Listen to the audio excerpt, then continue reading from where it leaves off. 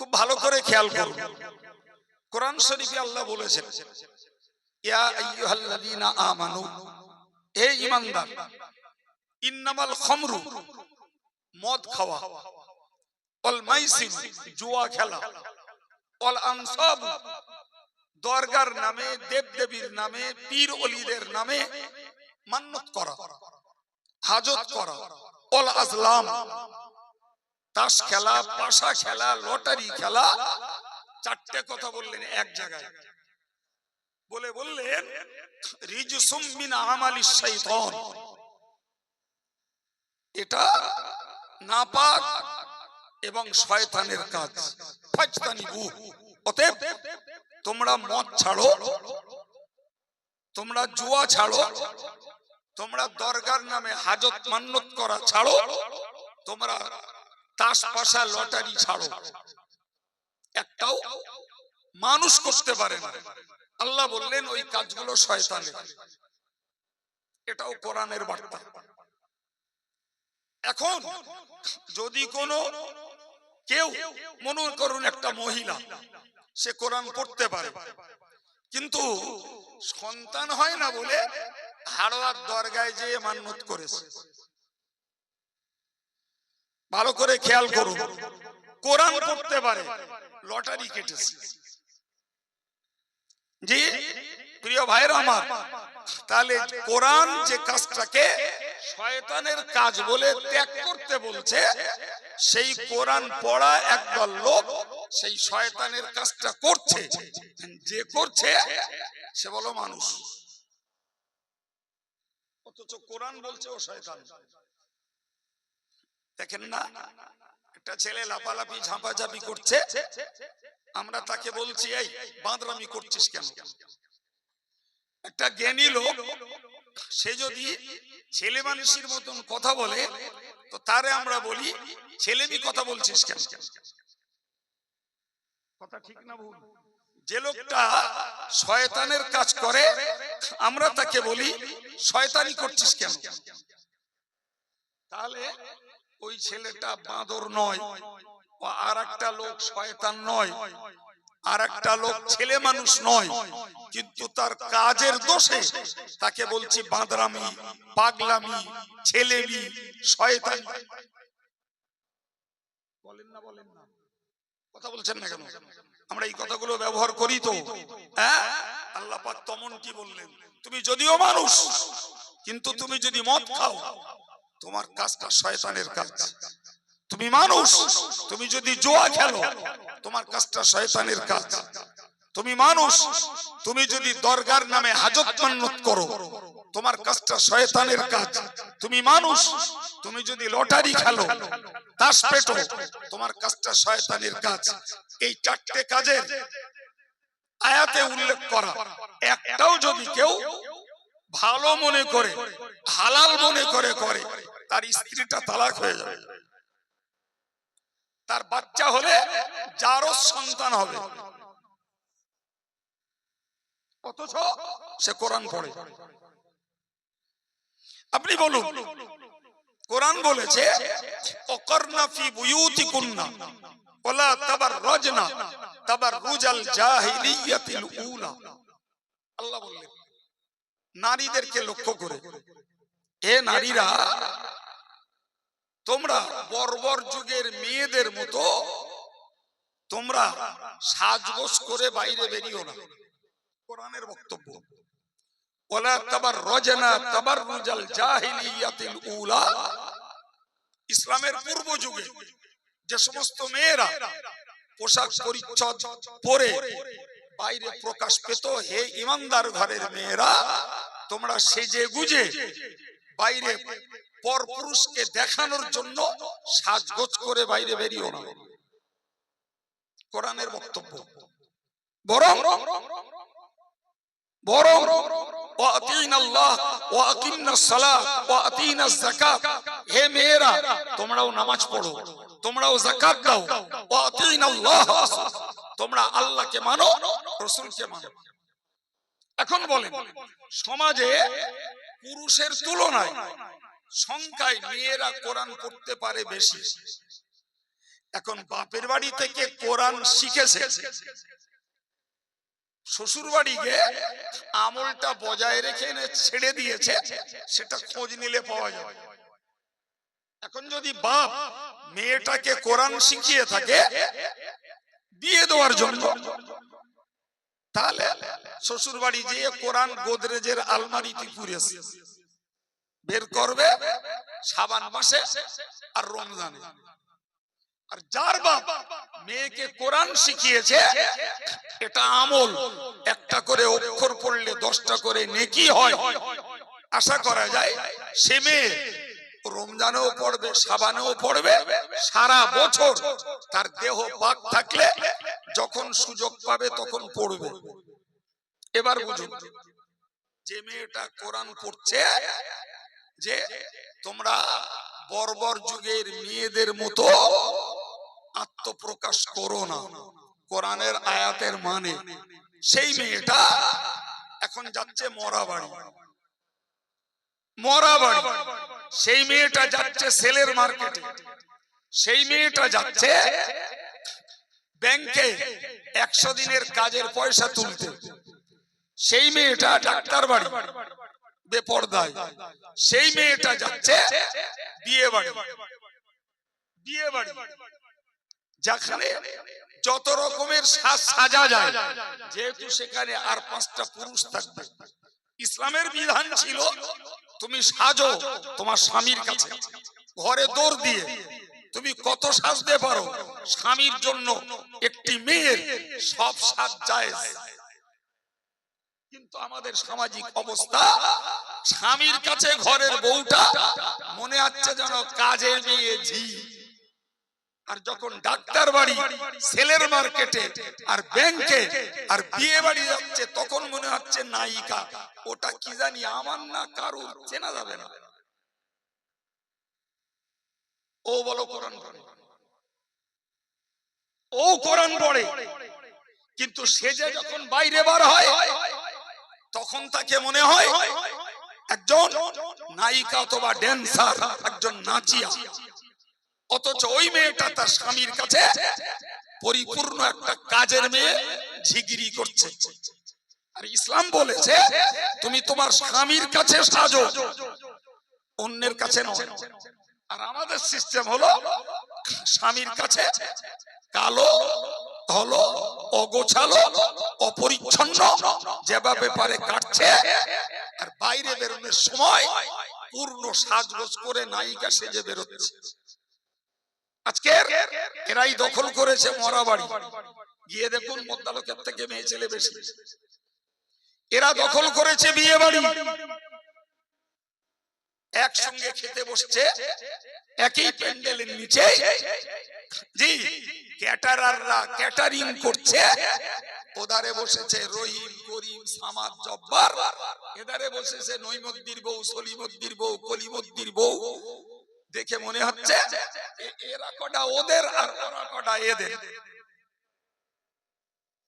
এরা কোরআন পড়ছে, এরাই কোরআন পড়ছে, এরা কোরআন পড়ছে, এরা লিপস্টিক ব্যবহার করছে, এরা কোরআন পড়ছে, এরা নেল পলিশ ব্যবহার করছে, এরা কোরআন পড়ছে, এরা বব ছাটনি ছাড়তেছে, এরা কোরআন পড়ছে, এরা স্কিন টাচ বডি টাচ পোশাক পড়ছে, এরা কোরআন পড়ছে। আমরা ছেলেবেলায় দেখেছি কোম্পানি শাড়ি দিত 10,000, এই 10,000 জি, তো তাতে শাড়ি শর্ট হতো, কোম্পানি বানালে 11 হাত, তাতেও শর্ট।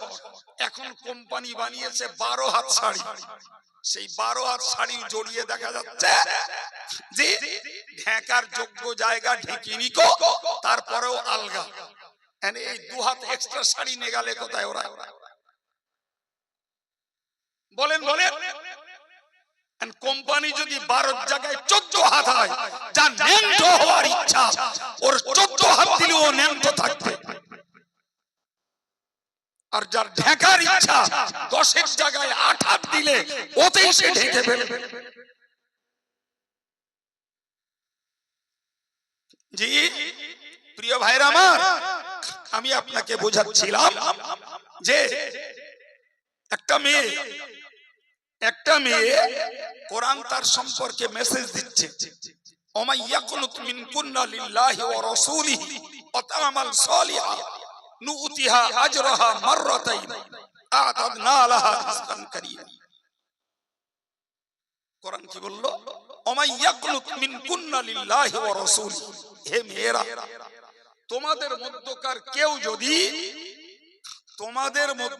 কেউ যদি আল্লাহ এবং রাসূলের জন্য অনুগত হয়, আল্লাহ এবং রাসূলের জন্য বিনয়ী হয়, ওয়া তা'মাল সালিহা, আর ভালো কাজ করে, আমি আল্লাহ কথা দিচ্ছি তোমাদেরকে সম্মানজনক পুরস্কার দেব। ভাই, এই যে মেয়েরা তারা বিনয়ী হলে, নম্র হলে, ভালো কাজ করলে তারা সম্মানজনক পুরস্কার পাবে, দেবেন আল্লাহ। মেয়েরা যদি পায় তা আমি ডাইরেক্ট কথা বলছি, অ্যাড্রেস করে পুরুষ ভাইদের, ছেলেদের। ভাই, এখন আমাকে ভাবতে হবে এই মেয়ের গ্রুপ কারা। মেয়ের গ্রুপ মানে আমার মা, মেয়ের গ্রুপ মানে আমার বোন, মেয়ের গ্রুপ মানে আমার স্ত্রী, মেয়ের গ্রুপ মানে আমার নিজের মেয়ে, মেয়ের গ্রুপ মানে আমার ভাগ্নি, মেয়ের গ্রুপ মানে আমার ভাইজি। পরকে এদের মধ্যে কেউ পর আছে, দূরের কেউ আছে, সব তো ব্লাড হেরিডিটি, একে অপরের সঙ্গে রক্তের টার্মস, রক্তের সম্পর্ক। এখন এরা যদি আল্লাহ আল্লাহ রাসূলের হুকুমটাকে মানার জন্য বিনয়ী হয়, নম্র হয়, এরা যদি সৎ কাজ করে, তাহলে আমার মা, আমার বোন, আমার মেয়ে, আমার স্ত্রী, আমার ভাইজি, আমার ভাগ্নি মহা পুরস্কার পাবে আল্লাহর কাছে। আমার আল্লাহ বললেন, ইয়া নিসা আন-নবী, হে নবীর বিবিরা, লাস্তুন্না কাআহাদিম মিনান নিসা, তোমরা অন্যদের ঘরের মেয়ের মতো নও। ঠিক একই বার্তা, ইয়া নিসা আল মুমিনিন লাস্তুন্না কাআহাদিম মিনান নিসা, হে ঈমানদার ঘরের মেয়েরা, তোমরা সারা পৃথিবীর নন মুসলিম কমিউনিটি, যত ধর্মের লোক আছে, ওদের ঘরের বউদের মতো, ওদের ঘরের মেয়েদের মতো তোমরা নও। আজকে পাল্লা চলছে, ওরা যত সাজে এরা তত সাজে, ওরাও মার্কেট করে এরাও মার্কেট করে, ওরাও বেবাড়ি যায় এরাও বেবাড়ি যায়, ওরাও সেলে যায় এরাও সেলে যায়, জি, ওরাও মরা বাড়ি যায় এরাও যায়, ওরাও নগ্ন সাজে এরাও নগ্ন সাজে। অথচ কোরআন বলল ওদের মতো তোমরা নও। কারণ আরে ওরা তো জাহান্নামের স্পেশাল গেস্ট, ওরা তো জাহান্নামের একদম খাস কুটুম। তুমি তো কলেমা পড়েছো, তুমি তো জাহান্নামে যেতে রাজি নও বলেই ঈমানের স্বীকৃতি দিয়ে, আল্লাহর তাওহীদের স্বীকৃতি দিয়ে তুমি জান্নাতে যেতে চাইছো। তাহলে তোমার মুখের বুলিয়ে তোমার কর্ম আর কেমনে তুমি জান্নাত পাবে? ভাই, কোরআন বলছে, ইনিত্তাকাইতুন্না ফালা তাখদানা বিল কওল, শোনো, যদি তুমি পরহেজগার হও, মেয়েদেরকে বলছে আল্লাহ, যদি তুমি পরহেজগার হও, যদি তুমি আল্লাহকে ভয় করো, আমি আল্লাহ তোমাকে বলছি, ফালা তাখদানা বিল কওল, তুমি কখনো পর পুরুষের সঙ্গে বিনয় নম্রতার কথা বলো না। কোরআনের মেসেজ ভালো করে মাথায় ঢোকান। পর পুরুষের সঙ্গে বিনয় নম্র মিহিন স্বরে কথা বলো না, বললে কি হবে? ফায়াতমা আল্লাযী ফী কলবিহি মারাদুন, তাহলে যার অন্তরে যৌন রোগ আছে, তোমার নরম স্বরের মিহিন সুরের কথা শুনে ওর অন্তরে লোভ বাড়বে। আমি বলি না বাপ, আমি কোরআনের আরবিটাকে বাঙালির কাছে বাংলায় বলছি। আল্লাহর কোরআন বলছে, কতটা ব্যালেন্স দিয়েছে ইসলাম, যে হে মহিলারা, তুমি কখনো পরপুরুষের সঙ্গে বিনয়ী নম্রতার এবং মিহিন স্বরে কথা বলো না, বললে যাদের অন্তরে অপকর্মের লোভ আছে তারা তোমার প্রতি তার লোভ মিটানোর চেষ্টা করবে। তবে অকুলনা কাওলাম মারুফা, কথাটা ভালো বলো কিন্তু নরমে না, ঝেঁঝিয়ে বলো। ফর এক্সাম্পল, ভাই একটা বাড়িতে পুরুষ মানুষ নেই, পুরুষ কাজের মানুষ, সে কাজে চলে গেছে। ওই বাড়িতে ওই পুরুষ ভাইটার খোঁজে একজন এলেন, অমুক বাড়ি আছেন? তো ঘর থেকে তার স্ত্রী জবাব দিল, না উনি বাড়ি নেই, আপনি কোথা থেকে এসেছেন, বসেন। ও বসবে না, ও বসবে, খাবে, শোয়ার সুযোগ নেবে। এর নাম ইসলাম, এর নাম ইসলাম। আর ওই বইটি যদি বলে যে উনি বাড়ি নেই, কোথায় গেছে আমি জানি না গো, পরে আসবেন যান, ও বলবে বাবারে এ তো কাল নাগিনি, বিষাক্ত, হাঁট এখান থেকে। ও দাঁড়াবে না, এই দাঁড়াবে, বুকে হাত দিয়ে বলেন দাঁড়াবে। এটা ইসলামের শেখানো নারীদের জন্য বার্তা। তুমি যখন একাকী পরপুরুষের সঙ্গে কথা বলো, ঝাঁঝালো কথা বলো, জীবনে কেউ তোমার কাছে কোনো সুযোগ নিতে যাবে না। আর যদি তুমি বিনয়ী নম্র আর মিহিন স্বরে কথা বলো, তাহলে চৌদ লোলুপ যারা তারা সুযোগ গ্রহণ করবে। এই করে করে 3 ছেলের মা 4 ছেলের বাপের সঙ্গে চল যাচ্ছে ঘটক মোবাইল। আপনি যদি 3টে জানেন, আমি 30টা জানি। সারা বাংলা জুড়ে 33 বছর ধরে ফতোয়ার খিদমত করে ও কান্টক জ্ঞান আমার অনেক বেশি হয়েছে। কি বলছেন জি? মোবাইল তার মিডিয়া, কারণ লাগবে না। প্রিয় ভাইরা আমার, কোরআনের মেসেজ, হে নারী তুমি দেহটাকে যেমন ঢাকো, গলার আওয়াজটাকেও তুমি গোপন করো। তোমার গলার আওয়াজটাও কাউকে শুনতে দিও না। ফিকহের মসলাতে বলা আছে সাউতুল আওরাতি আওরাতুন, নারীদের গলার আওয়াজটাও গোপনীয়তা, ওটাকেও পরপুরুষকে শোনান দেওয়া যায় না বাবা। এখন কোন মহিলা কোরআন পড়ে অথচ গলাবাজারি করে, কোরআন পড়ে অথচ সে যথারীতি পরপুরুষের সঙ্গে কথা বলে। ভাই আপনি বলুন, এই কোরআন পড়ার পরে কোরআনের উল্টো চরিত্রে যখন অবস্থান নিচ্ছি আমরা, আমাদের মেয়েরা, আমাদের মায়েরা, এর পরিণতি কোথায়?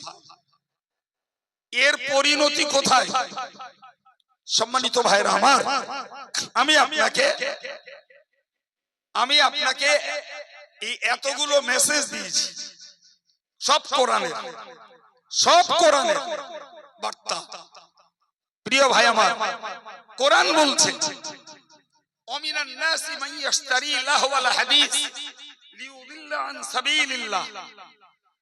আল্লাহ বলছেন মানুষের মধ্যে কিছু মানুষ রয়েছে যে মানুষগুলো পয়সা দিয়ে খেলার জিনিস, তামাশার জিনিস, রংবাজির জিনিস, গান বাজনার জিনিস কেনে। কোরআন বলছে, আমি বলি না, কোরআন শরীফে সূরা লোকমানের প্রথম রুকুতেই আল্লাহ উল্লেখ করেছেন। জি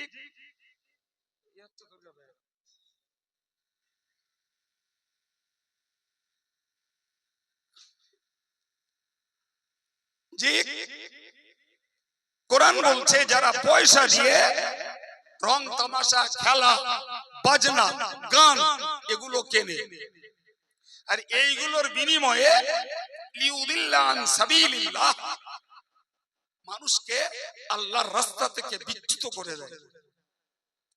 বিশ্বাস করুন, গান লাগবে না, গান লাগবে না। আব্দুল কাইয়ুমের এই কাটা ছেঁড়া স্পষ্ট কোরআনী বক্তব্য বন্ধ করে এখানে ডুয়েট কণ্ঠে গজল গাওয়ানোর জন্য একটা শিল্পী ছেলে আর একটা শিল্পী মেয়ে হাজির করুন। এই মজলিসে তিল ধরানোর জায়গা থাকবে। যেমন আসবে একদম পতঙ্গের মতন যুবকগুলো, তেমন আসবে পর্দা ছিঁড়ে ঘরের বউ আর মেয়েগুলো। বিশ্বাস হয়? তাহলে যদি গজল শোনালে এই হয়, তাহলে গান দিলে কি হবে?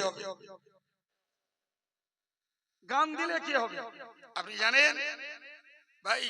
ওই যে আয়াতটি পড়লাম, ওই আয়াতটি নাজিলের প্রেক্ষাপট হলো রাসূলের জবানের কোরআন বন্ধ করার জন্য ওই জমানার কুখ্যাত বদকার নাম যার নদর ইবনে হারিস, এই লোকটা গায়িকা মেয়ে কিনে এনে রাসূল যেখানে কোরআন পড়ে তার অনতি দূরে তাকে দিয়ে গান করালো। দেখা গেল নবীর মজলিসে পার্টিকুলার নবীর জন্য নিবেদিত সাহাবা কজন আছেন, বাকি অন্য যারা কোরআন শুনছিল মুনাফিক, ইহুদি, নাসারা, কাফের, মুশরিক এক ঝলকে নবীর কাছ থেকে বেরিয়ে গানে চলে গেল। এতে কি প্রমাণ হয় যে 1400 বছর আগে কোরআনের গতি রোধ করার জন্য তৎকালীন কাফেররা ব্যবহার করেছিল গান। আল্লাহ বললেন যারা পয়সা দিয়ে এই জিনিস কেনে উলাইকা লাহুম আযাবুম মুহিন, তাদের জন্য রয়েছে অপমানকর শাস্তি। কোরআনের বার্তা। এখন বলুন বেয়াদবি নেন, আমরা মোবাইল ইউজ করছি, আজকের এমন একটা যুগ যে যুগে মোবাইল ছাড়া চলাও দায়। জি, মোবাইলে টকিং হচ্ছে, ইনকামিং আউটগোয়িং, মোবাইল ক্যালকুলেটর, মোবাইলে এডুকেশন, মোবাইলে চলছে বিজনেস। কথা বলেন ঠিক না ভুল? ফলে মোবাইল ছাড়া এই যুগের মানুষদের চলাই অসম্ভব হয়ে পড়েছে। এখন মোবাইল আপনাকে আমাকে ব্যবহার করতে হয়। ওতে গান আছে, ওতে বাজনা আছে, ওতে জি বাংলা আছে, ওতে স্টার জলসা আছে, ওতে টিভি সিরিয়াল আছে, ওতে ফ্রি ফায়ার আছে, ওতে পাবজি আছে, ওতে নেকেড পিকচার আছে, ওতে তাস আছে, ওতে জুয়া আছে, ওতে ক্রিকেট আছে, ওতে ফুটবল আছে।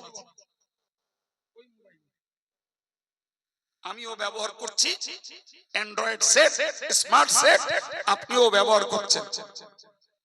জানেন তো রাস্তায় পথ চলতে যে দেখলাম একতাল পায়খানা পড়ে আছে, পায়খানা পড়ে আছে।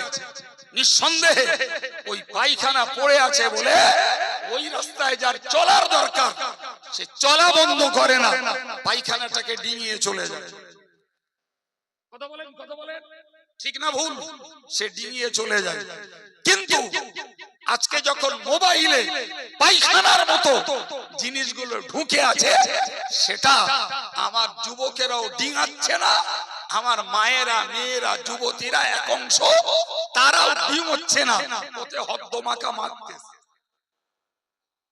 গানে বাজনায়, তাসে, ফ্রি ফায়ারে, পাবজিতে, ন্যাংটো মেয়েদের ছবিতে ওতে হদ্দমাকা মারছে।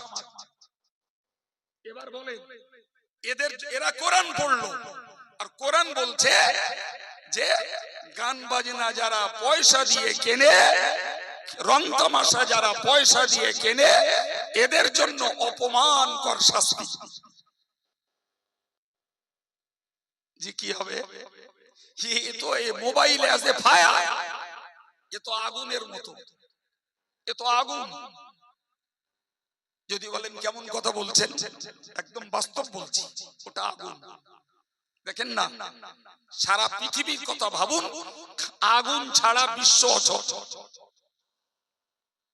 কথা ঠিক না ভুল?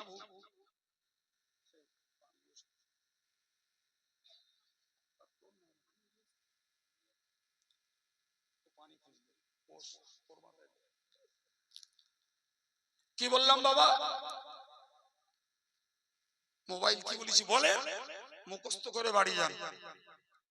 মোবাইল কি? আগুন। গোটা বিশ্ব আগুন ছাড়াও অচল। এই মাইক চলছে, ওই মেশিনে হাত দেন, ওতে আগুন হচ্ছে না? হচ্ছে না? হ্যাঁ, ওতে আগুন হচ্ছে। জি, আমাদের দেহ চলছে, এতে আগুন আছে। ওই মাথার উপরে এরোপ্লেন উঠছে, ওতে আগুন আছে। ট্রেন চলছে আগুনে, বাস চলছে আগুনে, যত ইঞ্জিন চলছে আগুনে। সাইকেলটা আগুনে চলে না, কিন্তু সাইকেল তৈরি করতে গেলে আগুন লাগে না? বিনা আগুনে হয়? কোটি কোটি টাকার খনিজ পদার্থ মাটির নিচে থেকে উঠছে আগুন সাহায্যে। সর্বোপরি আগুন যদি আমরা ব্যবহার না করতাম, যে ধান চিবিয়ে গলায় বেঁধে মরে থাকতে হতো, ভাত খেতে হতো না।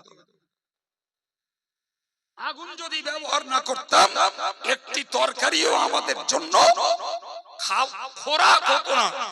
জোর করে খেলি স্টমাক সাপোর্ট নিত না, বমি হতো, গোশত কাঁচা খেতে হতো। এবার বলেন, আগুন ছাড়া পৃথিবী চলছে? চলছে? চলে না বাপ। এখন ওই আগুনটাকে যদি অপব্যবহার করি, এই সুন্দর প্যান্ডেল, একটা ড্রেসিং করা ঝলমলে একটা প্যান্ডেল, ভাই কিচ্ছু না, কিচ্ছু না, এতে একটু পেট্রোল স্প্রে করে দেবো, দিয়ে এক জায়গায় একটু আগুন লাগিয়ে দেবো, এটা পড়তে হয়তো 10-15 মিনিট যাবে, ওর বেশি যাবে না। কিরম মনে হচ্ছে, ঠিক না ভুল? হ্যাঁ, তাহলে যে আগুন ছাড়া জীবন বাঁচে না, এই আগুন যদি অপব্যবহার করি, তাহলে আগুনেই পুড়ে মরতে হবে।